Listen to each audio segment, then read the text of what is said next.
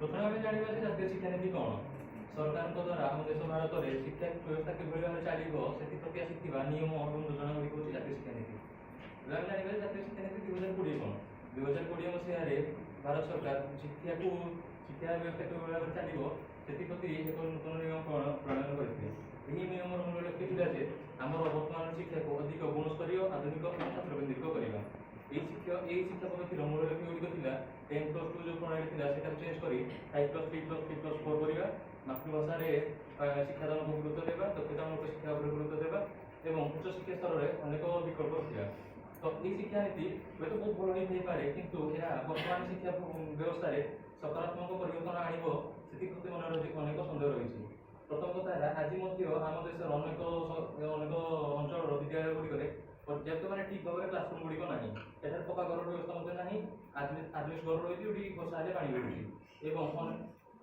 गलुची अनेक गुड़ी विद्यालय रही जो पर्याप्त शिक्षक ना जड़े दि जन शिक्षक से पूरा स्कूल ऑफिशियल काम सारा पर पाठ भी पढ़ुं। तो से भाया स्कूल क्षेत्र में नूतन शिक्षानीति ठीक भाव में काम कर अनेक डाउट अच्छे मन में।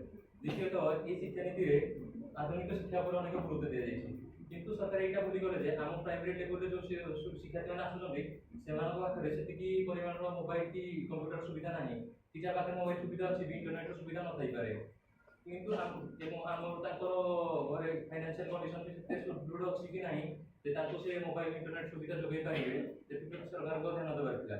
जो पाखे से सुविधा ना से कौन शिक्षार वंचित होते कि तो से ध्यान देवार था। तृतीयतः जो पॉइंट अच्छे आम मातृभाषा शिक्षादान मातृभाषा शिक्षादान देवा गोटे बहुत भल जिन से किसी क्वेश्चन ना किंतु आम शिक्षक मैंने कौन से मात्रा प्रस्तुत अच्छा सब विषय को मातृभाषा शिक्षादान करेंगे ସେଇଟା ଗୋଟେ ବଡ଼ क्वेश्चन। এবং আমার চতুর্থ পয়েন্ট ଅଛି যে উচ্চ শিক্ষার অনেক বিকল্প দেবা মল্টিপল এন্ট্রি এন্ড এক্সিট जोड़ा कहते সেটা সেটা দেওয়া দ্বারা আমার শিক্ষার্থী মানকৰ উচ্চ শিক্ষা করিলে যে মনোবৃত্তি আছে সেটা কমে যাই পারে কারণ যে শিক্ষাটা গোটে পিলাকে 4 বছর ডিগ্রি পড়ি সারা পরে তো সার্টিফিকেট মিলুଥିଲା যদি তাকে সেটা গোটে বছর কিংবা 2 বছর ডিপ্লোমা সার্টিফিকেট মিলিଯିବ তাহলে সে সার্টিফিকেট আনিকি সে জব খুঁজিବା ପାଇଁ ট্রাই କରିବ কারণ তার মেন মোটিভ ହେଲା পয়সା কমেଇବା ତାକୁ ସକ୍ସେସ୍ ହେବାର ଅଛି।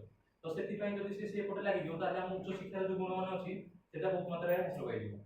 तो ये आम शिक्षानीति जो अच्छी पॉइंट गुड़िक से गुड़िक बहुत मानने अच्छी भल कि से गुड़िक प्रति नियम प्रति ध्यान देते आउ भल हो पाता।